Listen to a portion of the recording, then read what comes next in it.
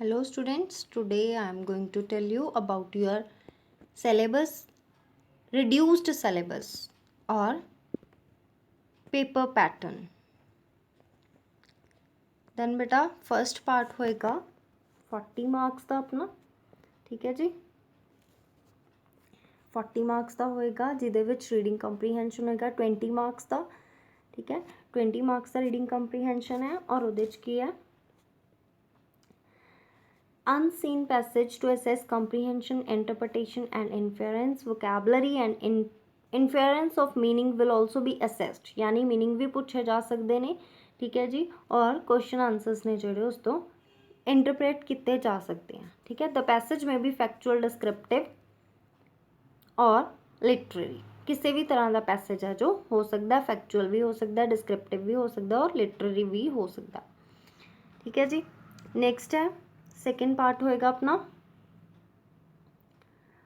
Multiple choice questions based on one unseen case based, ठीक है। Case based होएगा यानी स्टैटिस्टिकल डाटा, चार्ट्स और न्यूज़पेपर रिपोर्ट, कोई भी है तीनों चीज़ां, कोई भी कुछ भी तरह का थानू डाटा है जो प्रोवाइड किया जाऊगा उन्होंने अच्छी तरह तुसी रीड करना होएगा, ठीक है जी। ये भी 11 क्वेश्चंस होंगे जिहदे चों तुसी 10 करने होंगे, ठीक है बेटा। लास्ट टाइम सीगा कि सैकेंड जो multiple choice question based unseen passage आना थानू उहदी थां ते सीगा नोट मेकिंग और समरी लिखनी हुंदी सी, बट इस बार वो नहीं है, ठीक है।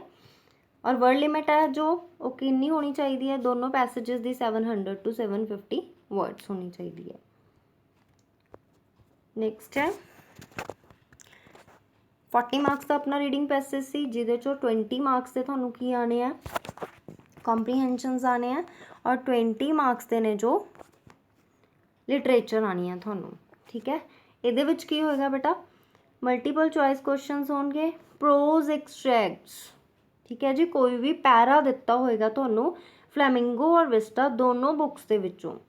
To assess comprehension and appreciation refer to the lines to answer questions based on the given extract, ठीक है। क्वेश्चन आंसर्स होंगे पैरा दे के, दैन उस तो बाद 3 क्वेश्चंस होंगे, 2 तुसी अटैम्प्ट करने होंगे, ठीक है जी। फोर्थ पार्ट होएगा अपना multiple choice based on a poetry, ठीक है बेटा। पोइट्री होएगी फ्लैमिंगो बुक दे विचों जिन्नियां भी पोइम्स ने उन्हां दे एक्सट्रैक्ट्स दे विचों सानू कोई 2 एक्सट्रैक्ट्स आएंगे जिन्हां चों आपां ने 1 अटैम्प्ट करना होएगा।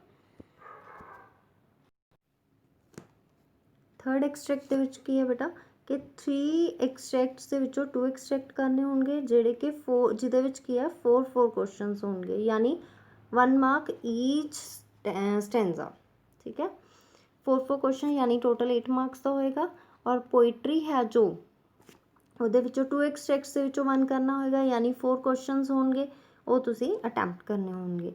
दैन 6th पार्ट होएगा अपना text based questions to assess comprehension, analysis, inference and interpretation from the books Flamingo and Vista, यानी दोनों बुक्स के विचों 8 मार्क्स के क्वेश्चन होंगे, 1 मार्क वाले क्वेश्चन होंगे, ठीक है जी। इससे ਲਈ जो ਤੁਹਾਡੇ ਚੈਪਟਰਸ ਨੇ, जो ਤੁਹਾਡੇ ਸਿਲੇਬਸ 'ਚ ਚੈਪਟਰਸ ਨੇ ਉਹਨਾਂ ਨੂੰ ਥੋਰੋਲੀ ਰੀਡ ਕਰੋ, ਠੀਕ ਹੈ ਜੀ। ਚੈਪਟਰਸ ਦੇ ਵਿੱਚੋਂ ਕੋਈ ਵੀ ਕੁਐਸਚਨ ਹੈ ਜਿਹੜਾ ਤੁਹਾਨੂੰ ਪੁੱਟ ਕੀਤਾ ਜਾ ਸਕਦਾ ਹੈ। ਬਹੁਤ ਹੀ ਡੀਪਲੀ ਤੁਸੀਂ ਚੈਪਟਰਸ ਨੇ ਜਿਹੜੇ ਉਹ ਆਪਣੇ ਰੀਡ ਕਰਨੇ ਨੇ। ए पार्ट है बेटा 40 मार्क्स का, दैन बी पार्ट है 40 मार्क्स का, ठीक है जी। सब्जेक्टिव क्वेश्चंस होंगे। फर्स्ट राइटिंग सैक्शन है 16 मार्क्स का अपना, ठीक है जी। 16 मार्क्स के विचों फर्स्ट है कि आना थानू नोटिस, एडवरटीजमेंट, दोनों पार्ट आएंगे, ठीक है जी। दोनों 1 out of 2 given questions to be answered, ठीक है। 2 दे विचों कोई चीज़ है जी तुसी अटैम्प्ट करनी होएगी। फॉर्मेट अच्छी तरह समझ लेना इहदा कि फॉर्मेट दे थानू 1 मार्क होएगा, कंटेंट के थोड़ा मैटीरियल है जो वो तुसी अच्छा लिखिया उहदा 1 मार्क होएगा, एक्सप्रैशन यानी ग्रामैटिकली ओके है, ठीक है। फ्लुएंसी है जो तुसी लिखिया है, ठीक है। आइडियाज़ तुसी किस तरह के दिते ने वो सारा एक्सप्रैशनस दे विच आंदा है। ये चीज़ां नूं ध्यान दे विच रख के ही तुसी अपना जो पार्ट है नोटिस, एडवरटीजमेंट अटैम्प्ट करना है।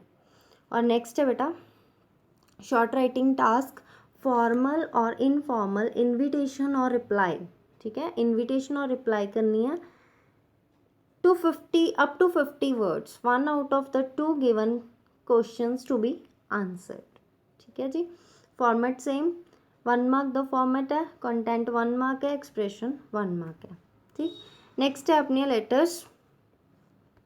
लैटर्स ਦੇ ਵਿੱਚ ਕੀ ਹੈ, based on verbal visual input to be answered in appropriately 120 to 150 words। letter types include application for a job and letters to the editor giving suggestions or opinions on issue of public interest, 1 out of 2 given questions to be answered।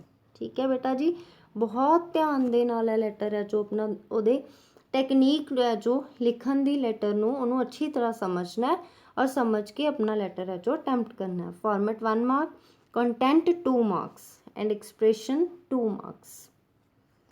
ठीक है बेटा, पहले बहुत सारिया letters सीगियां जिहदे विचों business और official letters ने जो इस बार अपने सिलेबस चो डिलीटेड ने।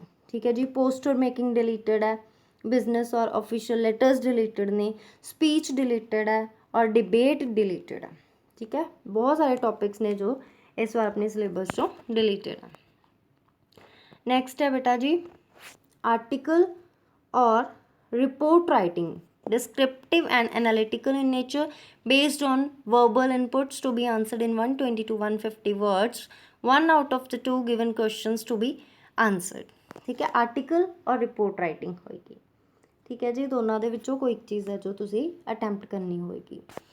नैक्सट अपना सैक्शन है लिटरेचर सैक्शन जो है 24 मार्क्स का, जिहदे विच 6 क्वेश्चन जो आपां नूं आना है, 5 short answer type question out of 6 from prose and poetry from the book Flamingo. ठीक है जी, फ्लैमिंगो बुक दे सारे चैप्टर्स प्रोज हैं जो like last lesson, lost spring, deep water, red trap, Indigo, और पोइम्स ने the my mother at 66, elementary education, keeping quiet, thing of beauty, aunt Jennifer's tigers. इन्हां chapters नूं thoroughly पढ़ना है। ये विचों क्वेश्चंस ने जो 5 क्वेश्चंस आएंगे, 2 marks each, total 10 marks. Then 7th question आएगा 2 short answer type questions, 1 out of 3 from prose Vistas.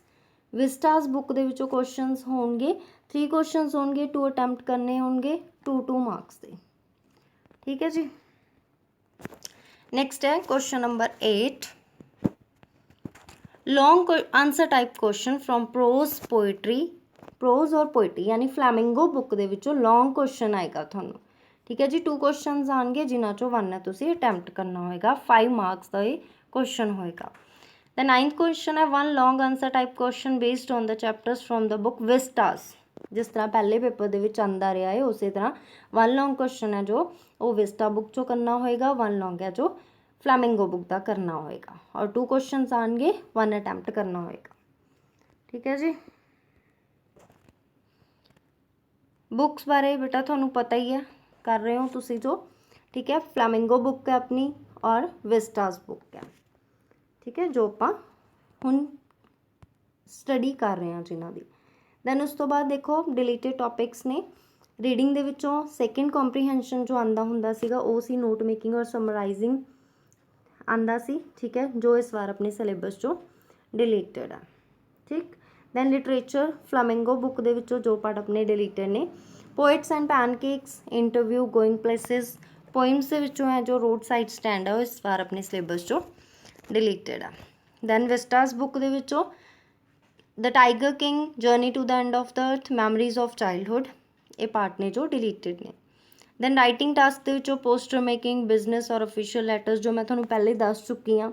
ठीक है जी, ये पार्ट ने जो स्पीच, डिबेट, ये डिलीटेड ने इस बार अपने सिलेबस चो, जिस तरह थोड़ी बुक है फ्लैमिंगो। ठीक है,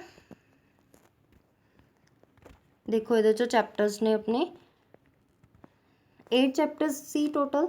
ठीक है, जिहदे विचों है लास्ट लेसन आना पेपर, लॉस्ट स्प्रिंग आना है, deep water, the rattrap और Indigo. These 3 chapters are deleted from our syllabus.